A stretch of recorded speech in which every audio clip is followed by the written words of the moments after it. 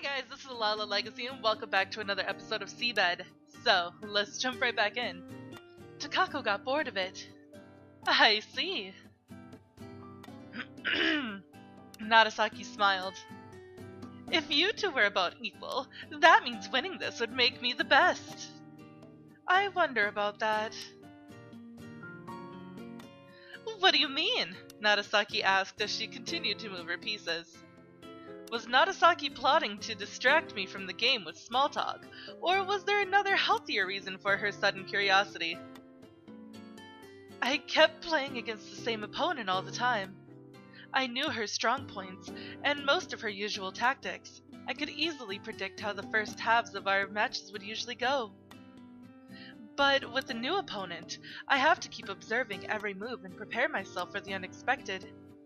Narasaki released her chin and moved her piece with a thoughtful, I see. As I couldn't see her face, I wasn't completely sure what that I see meant. I frowned and moved my own piece. Narasaki did the same. Then it was my turn again. The way things looked, we were nearing the end game. By the way, I met a girl when I went to look for your bookmark in the library. One with curly hair? Exactly. Do you realize how much she resembles you when you were younger? She does? Narasaki placed a hand on her chin, falling deep in thought. What part of us is similar? The way you look at people. She glanced up at me for a short moment and uttered, Yeah, you two really do look alike, as if to reaffirm her own statement.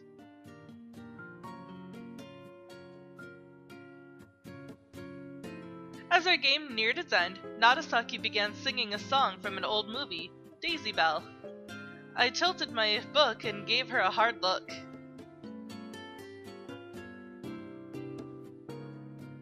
Are you giving up? Not even close. The pieces kept moving on the board with short clangs. Suddenly, an irritating knock on the door threw my mind into a jumble. It's open. Oh, whoops. It's open, Narasaki responded.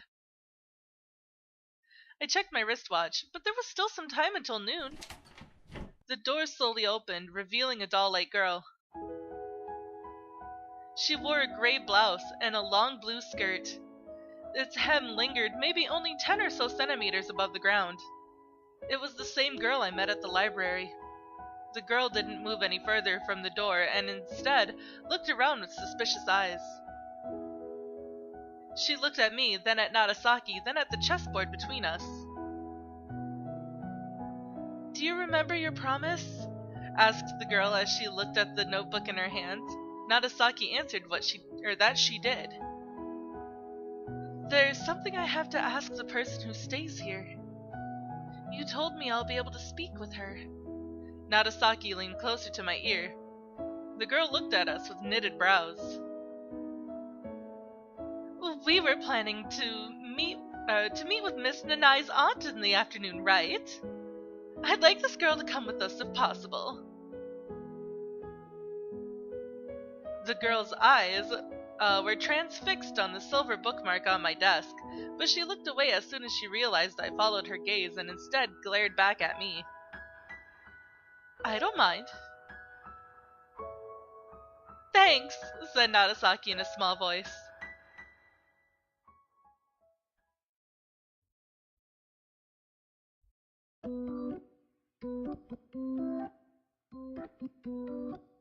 It's quite a mansion, isn't it? Narasaki looked over her shoulder. The girl was following us, keeping a moderate distance. Well, that should be a given. This place used to be the residence of an influential family until it was sold off and remodeled during the war. Or following the war, sorry. Even among classic hotels, you'd be hard-pressed to find a place that preserved its historical authenticity to this extent. I see, Narasaki remarked. I heard the girl mumble, and I see you know nothing, in a low voice. Dang! As Nagasaki made an awkward smile, a voice called out to me from the window.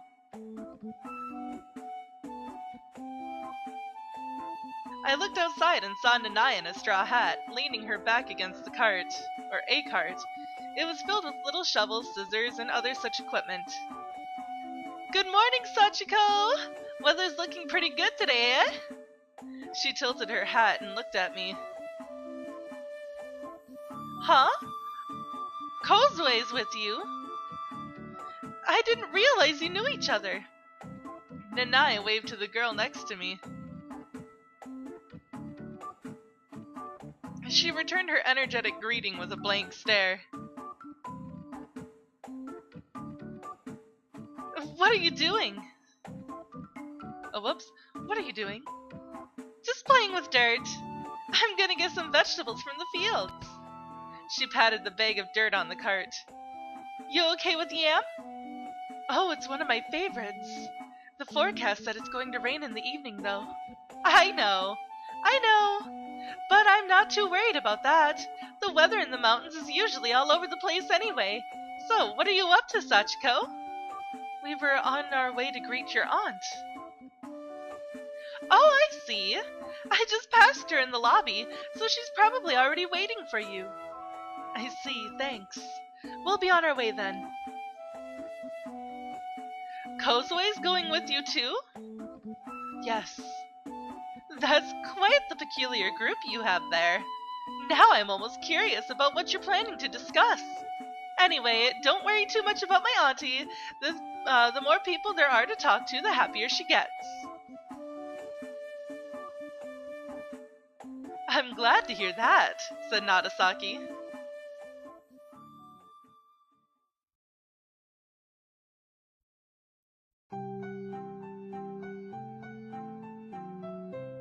After reaching the lobby, we took the left corridor and after just a few steps found a staircase leading underground to our right. We descended in an orderly line. Nagasaki, who was at the front, stopped at the bottom step and opened another set of doors. The sweet scent of sugar lingered in the air around us. I looked back and saw Kozue grimacing. After walking through a narrow underground corridor for a while, we reached the entrance to a wide room. We stepped over the stone tile that separated the two areas. Oh, that's cute. There was a round table and 3 chairs in the center of the room, as well as Nanae's aunt in an apron. She was setting plates on the table. Ah! Oh, you're already here. Hello, said Nagasaki as I bowed my head. Nanae's aunt said her greetings, then considered us one by one. Forgive me, but I'm still in the middle of preparations. Could you wait for me at that table? I'll be back in a second.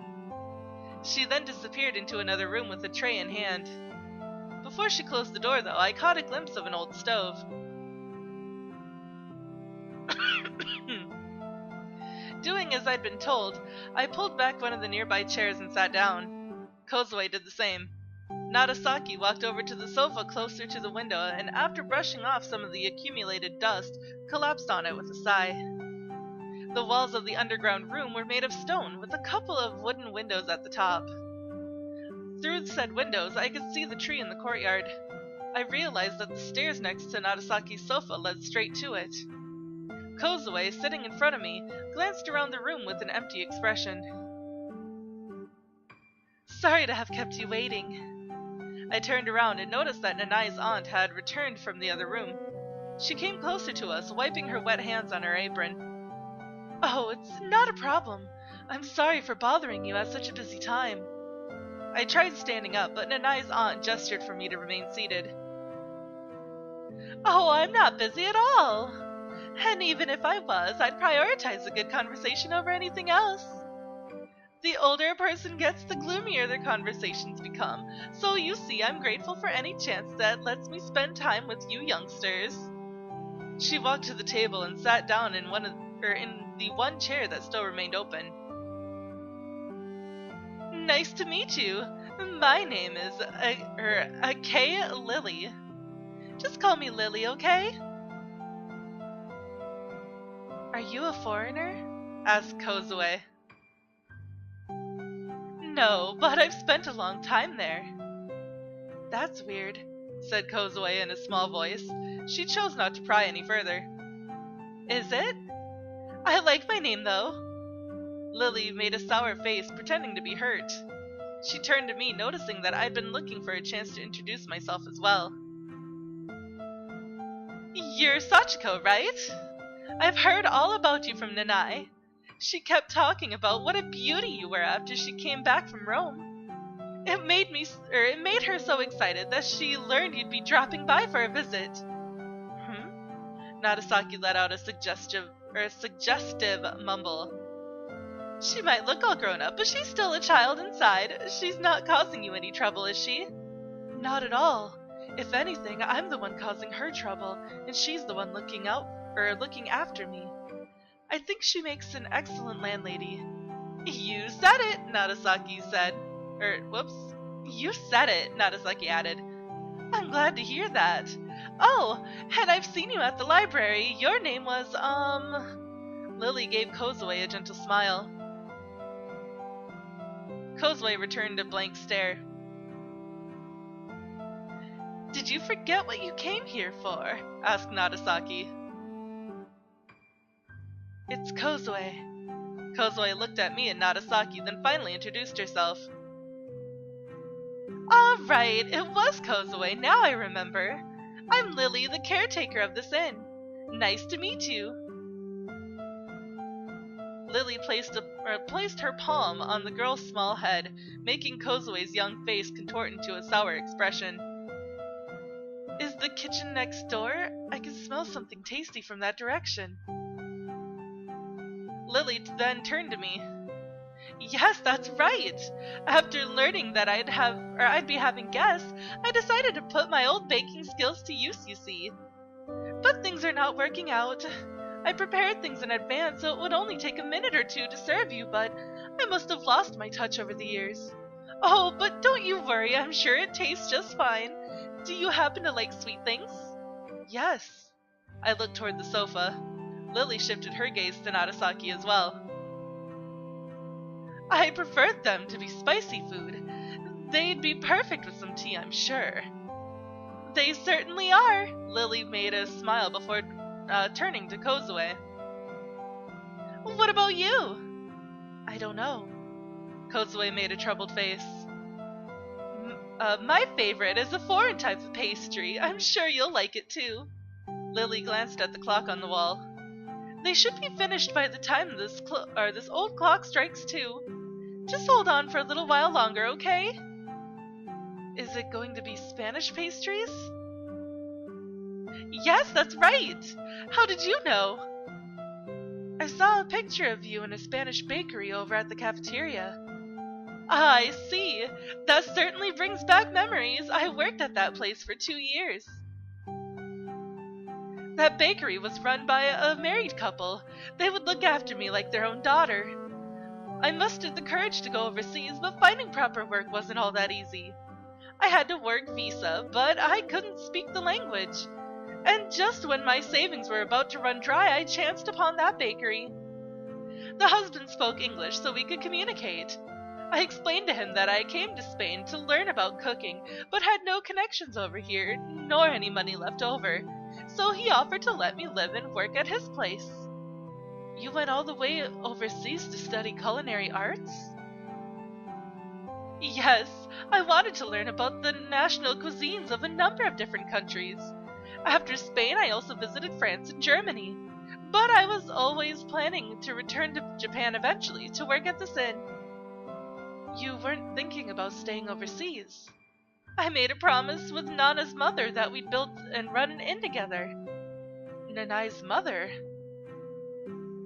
That's right, I think it was during one of our high school trips, but we got completely spellbound by this one inn we stayed at in Kyoto. I still remember it like it was yesterday. The look of the place, the amiable staff, the wonderful food, everything was so great it felt almost like I barged into heaven just a tad too early. Narasaki made a broad smile.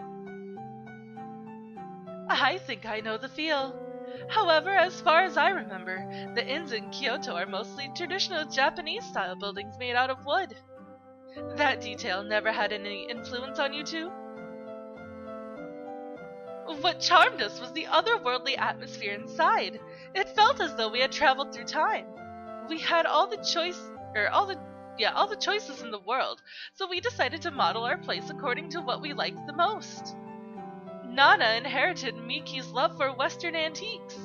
I was also quite into fables and old Western houses at the time.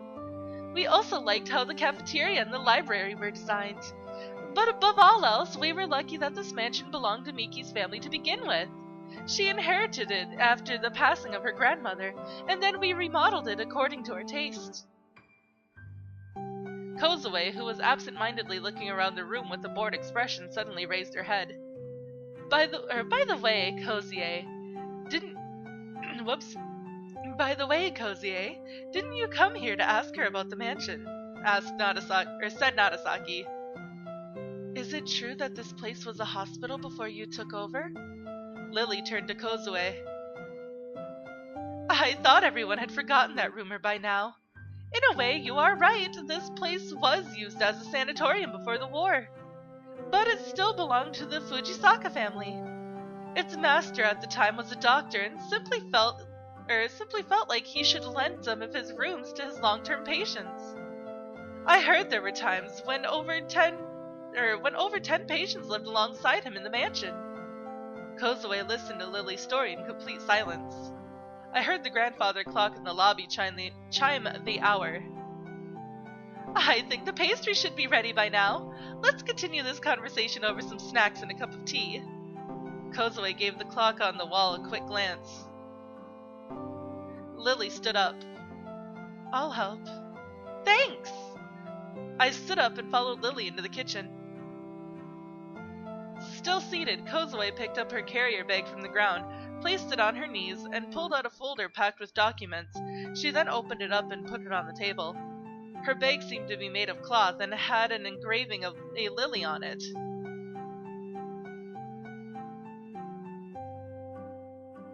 Later that afternoon, the conversation shifted completely to Kozue and Lily when they began discussing the mansion.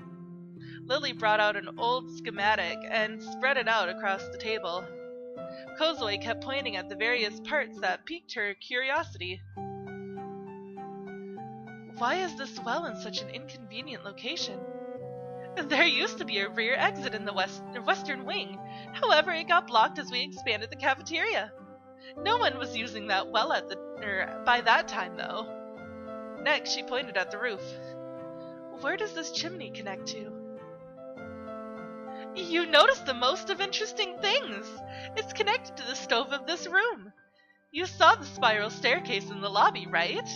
That will lead you to the roof. The chimney was originally used for baths.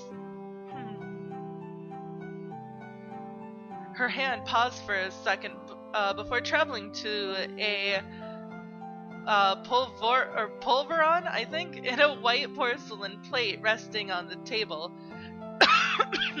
She picked it up and put it into her tiny mouth. Pulverons looked like rectangular cookies at a glance, but their texture was similar to an Okinawa shinsuko. They also carried the scent of cinnamon. They would almost literally melt in the mouth. Well, save for the hard almonds that would crack between your teeth. The cinnamon and the almonds created a very balanced mixture of scents and flavors. Honestly, I had never eaten anything like this before. Lily told us that pulverons originated from, wait, what? Andalusia? Or Andalusia. In Spain. That's it. Sorry, I don't know these places. Or these words. Kozue licked the snow powder off her fingers, and after taking a sip of her black tea, placed the cup on its saucer with a light clang. She then glanced at the clock on the wall. Thank you, this was very educational. You are welcome. Is it okay if I come talk to you again? Feel free to visit whenever you like. My doors are always open to such cute guests. Kozue answered Lily's words with a blank stare. You'd be even cuter if you smiled a bit more. Kozue paused for a few seconds, seemingly analyzing the idea, then stuffed all of her things in her bag and left the room. But that is all the time that I have for this episode, guys, so if you liked it, please give it a big thumbs up down below. And if you haven't already subscribed, by subscribing you're becoming part of a legacy. I love you guys so much, and I will see you in the next video. Bye-bye!